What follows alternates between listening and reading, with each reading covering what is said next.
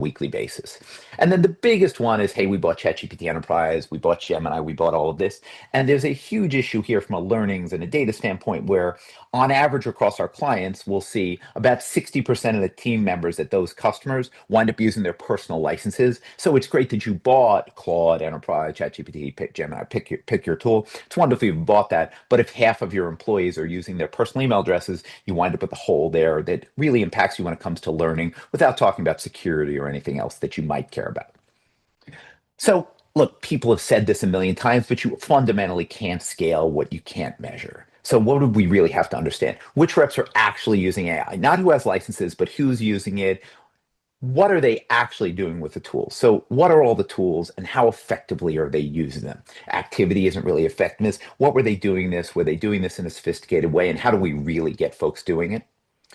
David, by the way, just to pause for a second, it looks like lots of people are in the waiting room. You should probably let them in. Apologize for everybody else in the live Yep, stream. got it. Letting them in as we go. Yeah. So I'll go back. So what tools were people using? And what we found is, for every tool we knew about, there were 5 or 6 others that we didn't know about. And we weren't angry with that, but that's a terrible way to get any kind of learnings or proficiency. How effectively were people using these tools?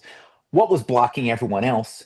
And what was actually moving the needle in terms of revenue? And obviously, that's what ultimately matters more than anything else is what's actually moving. And so what we find is generally what companies will do is roll out a little bit of training, enforce a handful of tools, and then basically push their employees to do a good job. And that's fantastic. We're all for trusting employees.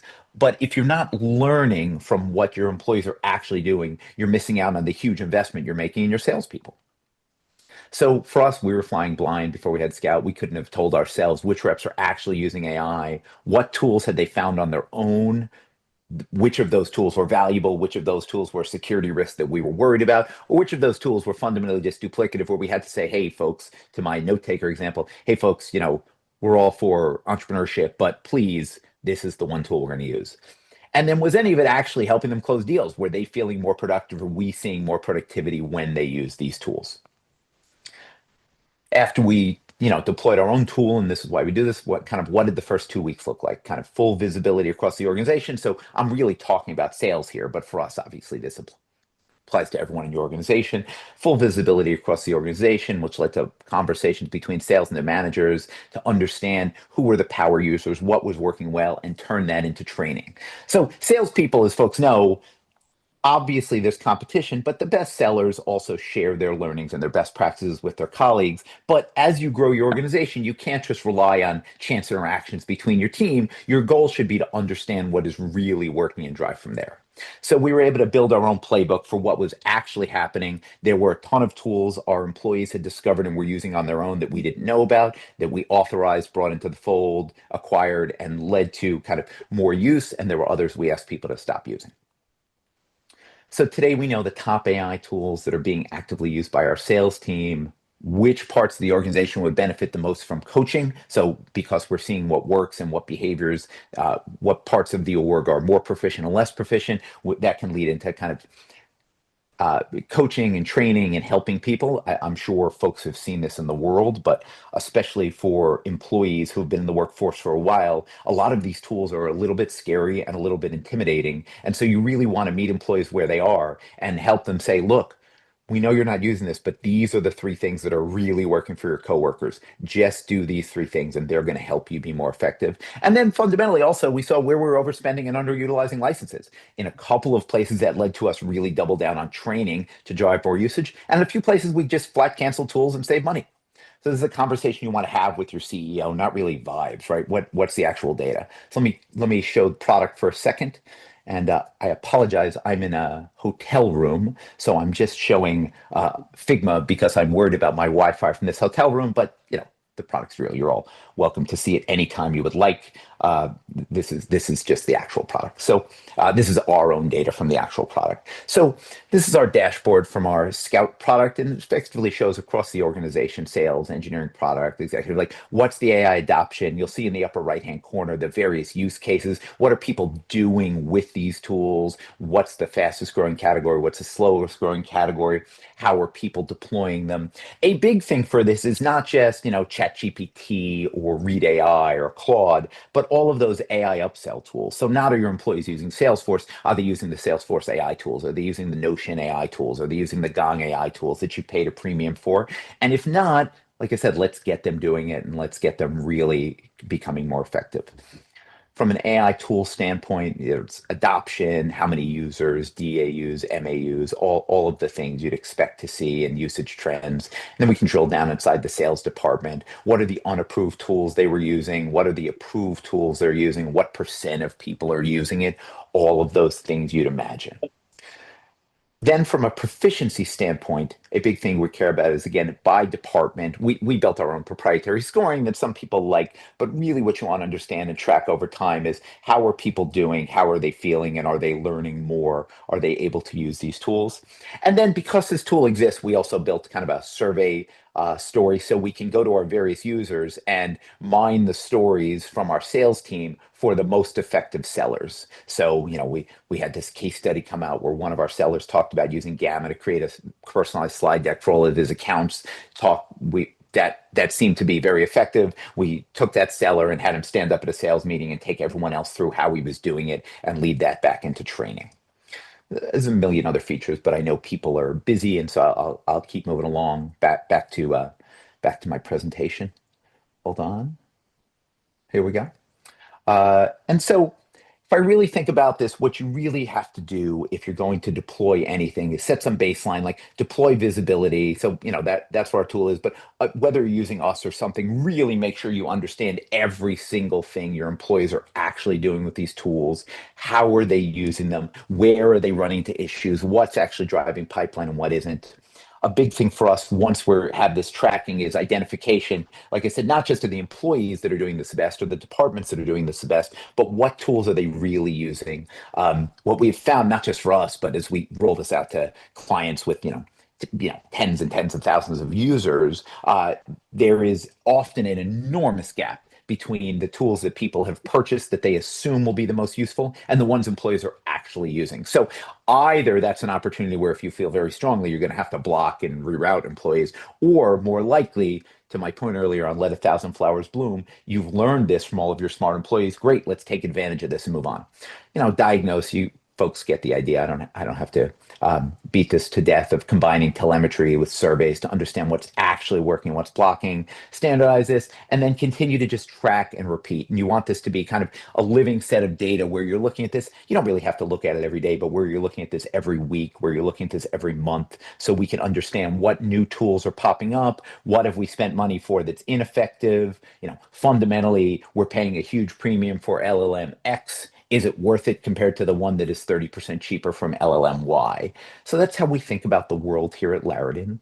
I'm happy to answer questions. I'll get to that in a minute. And obviously, if folks want to learn more about the product, you can reach out to me at russ@larridin.com or go to our website. Obviously, someone will be able to help you. But with that, I know there's a lot of questions. So let me stop sharing. Yeah, super cool, Russ. Thank you. That's really interesting. There's a bunch of questions in the chat. There's also I'm getting some from the live stream. So just first question here in the chat from Nemo. How did you build the data collection for this tool? Is it a browser plugin that actually sees what tools are actually being Yeah, used in people's it, browsers? Yeah. yeah, it's a collection of things. It's a browser extension. It's also how you can do surveys. Without the browser extension, you're left with URLs, and then you can't get things like, or people using their personal licenses. You can't do things like efficiency prompt scoring to understand how well people are using these tools. We do a tremendous amount of work. I actually happen to be in Europe at the moment, which is why I have weird lighting in my London hotel room. We do a tremendous amount of work to get rid of all the employee-specific data. We don't have any interest in understanding what Judy is doing versus what Jacob is doing versus what Jeff is doing. I'm just picking out random J names in the Zoom. Hello, everyone. So we don't have any interest in doing that at some kind of overlord level, but the goal is to understand what's happening. And also, that's how you understand the usage of AI specific apps. So, not did they go to ChatGPT, but were they using that very expensive upsell you paid for inside ServiceNow for AI? If it's valuable and people are using it, wonderful. But if they're not actually using it, probably shouldn't spend the money on it. So, to do that, you really have to see what's happening in the page. Now, the other thing we have done, which is, I know the context for this chat, but I do want to answer the question. The context for this chat was very much about go to market. We also have a desktop collection that becomes very popular for companies to use when they're looking at developer efficiency. So Mm. our customers, you don't really care so much about that for sales because almost every sales tool effectively is browser based. But we have a desktop collection app as well. So sorry, I won't take as long to answer the other questions. No, no, very cool. Interesting question here. What was the biggest like wrong assumption you had about AI adoption before you actually like measured it and saw all this? Oh, so there were three things. One, there was something that sounds trite, but really became kind of a pain for us, which was that thing I said about AI note takers. When we were relatively small, I want to say we maybe had 10 people at the company. It turned out we had six different AI note takers, which first of all was just a ridiculous scenario. I realized it once because I was the first to join a customer call, and it was me and four different note takers on the call, and I didn't know how to shut off three. So there was that, which is kind of annoying. But the issue there is more about learnings, right? So the particular tool we like, it's very valuable for us because so many people are using it, because we have all of the, or as many of our sales calls as possible in there. So that just becomes kind of a lost opportunity for us. Again, that's the thing. There's a lot of ways to track that. But then the other thing, frankly, is what we found is, and I think people know this, and some of it's just demographics of employees. Some people, really are spending their time using ChatGPT as a fancy Google search engine for, what time is Arsenal playing their Champions League match tonight, which is perfectly, there's nothing wrong with that, but I wouldn't say that's sales productivity. And so having the proficiency scoring to understand, not to shame people, but to understand really where do we have to train people? Where do we have to kind of I mentioned it earlier, but who were our top performers? How did we interview them and learn from them and feed that back in our large enterprise customers? Though they're not the people we sell our product to, but a huge customer of the data winds up being HR because companies are filled with people in their companies are filled with people in their 30s, 40s, 50s, especially larger companies who are just nervous about what's going to happen in the world. And they're nervous about what's happening in AI. And so they really want to be told a playbook for here is what is working. By the way, I saw the comment. Actually, the reason I took this speaking slot is because when this ends, I am going to watch the Arsenal game in an hour and a half. So whoever was rooting for them, I hope they win. Now I know what that means. Yeah, exactly. There- very cool. Now, speaking of like top reps, when you standardized AI, I don't know if that's the right term, but when you like see what's happening from top reps, was there any risk of like killing what made bestsellers great? If you're taking, I, yeah, I have generally found that as long as you are enabling your best reps, rewarding your best reps, giving them great territory, great opportunity, and paying them well, it's pretty hard to kill what makes them great. But look, for every one rep who likes being secretive and keeping their playbook to themselves, and that's fine, those people exist in an org. Most of the best reps I have found are also great coaches and great mentors to their peers. And it's all about understanding what is making them great, understanding what behaviors they have that makes them different from their coworkers. And if you're not tracking and understanding behavior, how would you possibly know that? yeah, cool. Another question: founders with smaller GTM teams, what's the top or the first AI metric you'd measure before trying to scale anything? Look, fundamentally, I would make sure. My real answer when you're starting out is so much of building a startup. I've been fortunate to build a lot of startups in my career. So much of building a startup is just constant experimentation, right? I hate the word pivot. And I hate the word pivot because you make small pivots to your organization literally every single day when you're running your business, right? Like Larridin today is different than Larridin yesterday, is different than Larridin 3 months ago, because that's how companies work when you're in the growth stage. It's how they work later, ideally, but it's definitely how they work when they're in the growth stage. So my general perspective is one of the biggest things you can do is make a bet on things, but really do let a thousand flowers bloom. Really do lean into the entrepreneurial kind of energy of your early employees. Let them play around with stuff. Just make sure you set up some understanding and collection mechanism. So I said that's why I hate the term shadow AI. That implies that your employees are doing something wrong. They're not doing something wrong. They're working their ass off. Ooh, I apologize. They're working their butts off. We were told not to curse, and I told David I love cursing. It's my favorite thing. So I'm pretty proud of myself to make it 20 minutes and only say one word. Um, so they're working their butts off to succeed for themselves and for your company. And look, one of the best things about a startup, we're not talking about some large, company like IBM. One of the best things about a startup is it's effectively impossible for your employees to succeed if the company doesn't succeed. So that leads to a lot more kind of togetherness and collaboration than you might have in some larger companies. So I have found, frankly, if you're monitoring and measuring what's actually happening and constantly talking about it and driving it back in, it's going to make all of the sellers better, right? They're going to be excited to have been the one that's most successful. I was Yeah. talking to an investment bank on my prior trip to London, actually. I was talking to an investment bank and they were doing some amount of monitoring. They found this 28-year-old analyst who was doing a great job using AI tools. And they set up a global call for all 500 kind of leaders in the bank where this 28-year-old just did a 30-slide presentation of what he was doing in AI. Now, we would argue from Larridin, this is why it's turned into an opportunity for us. We would argue from Larridin that that's great, but what you'd actually like is a systematized way to understand what's happening, feed it back in, feed it back into training. But the point stands of like, we're all figuring this out together. These tools barely existed a year ago, and they certainly didn't exist 2 years ago in any good way. So if you're not measuring and monitoring, there's just no way you'll get better. By the way, it's why half the people on this call are, read AI or granola or whatever, right? It's because people are trying to record all this stuff so they can constantly learn. I would just take that attitude to all of your tools. Yeah. A question about slightly different topic. Are there any other AI tools alongside Larridin that you use for market engagement? Things like AI SDRs or outbound. Are you guys using any of that? So I will say we've done a lot on the content side. I personally have not been a huge fan of AI SDRs for what we do. What we do is relatively expensive. It's sold to very senior people inside an enterprise. So I'm sure there are lots of markets where AI SDRs work well. But if you're fundamentally trying to get to the CIO or CFO of a large company, we wanted to make sure that every piece along the way is curated. So our people are taking tons of advantage of AI for scaling and for tracking, but we personally haven't used AI SDRs. Just maybe it's my own bias, maybe I'm wrong, maybe someone on this call will email me and pitch me your AI SDR, and I'd be delighted to meet you. You've got my email address, send me an email. But with that said, my personal perspective is, with $100 billion market cap company was one of our early customers. We have lots of customers now, but was an early customer, and that was outreach I did to their CFO and CIO, and I just wasn't ready to kind of trust that to any AI. So a ton on the tracking, a ton on the content, a ton on the engagement on LinkedIn, on Twitter, all of that, but we didn't do anything with AI SDRs yet because from my perspective, that wasn't a great fit for CFO, CIO pitching, Yep. which I'm sure it works well for more mid-market, for PLG, where you're working on upsell from your freemium. I imagine that works spectacularly well. Yep. I got one kind of forward-looking question. Maybe we'll wrap on this.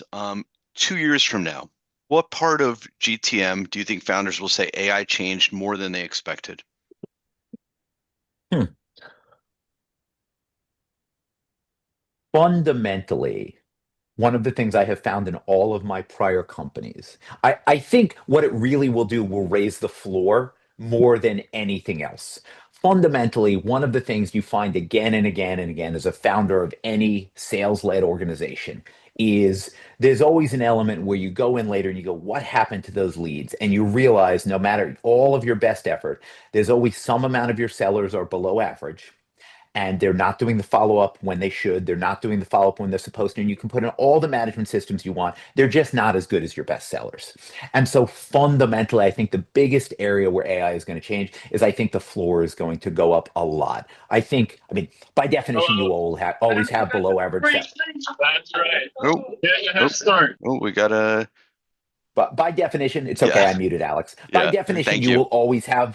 By definition, you will always have below average sellers, right? That's just how averages work. But I think fundamentally, if there was any way to look at pre-post, I think the average seller will be much, much, much, much better than the average seller is today. I'm sure the best sellers will be better. I think that's kind of obvious. But I really look at AI, especially in large organizations with a very large field sales force of people that have been there for a long time. I look at it as I believe the average performance will be much better. The average quality of follow up, the average length of follow up, Hmm. the average depth of follow up, thanks to note takers and all of the systems you'll be able to put in place. I think frankly, the laziest sellers will go from C minuses to Bs, which is it. You'd ideally love to have all A plus, but that just doesn't Yeah. happen when you have 1,000, 2,000. It just doesn't happen. And so I think even the laziest sellers will be much, much better, which will be a huge accelerant for companies. Yeah. Kind of moving that bell curve to the right, you know? Yeah. Yeah, that's awesome. Well, Russ, thank you for a great session. Thank you everybody for tuning in here. Russ, enjoy the football game tonight. Thank you very much. Appreciate it. And Would love yeah, Chelsea to win as well, but Chelsea is not playing in London today. So and Russ, your email again is what? it's just very, very confusing. It's just Russ, Russ, at Larridin, LARRIDIN.com, or it's just Russ at Fraden.com, my last name. So I'm very easy to get a hold of. Thank you, everyone, for taking the time to listen. I hope this was mildly or very useful for everyone.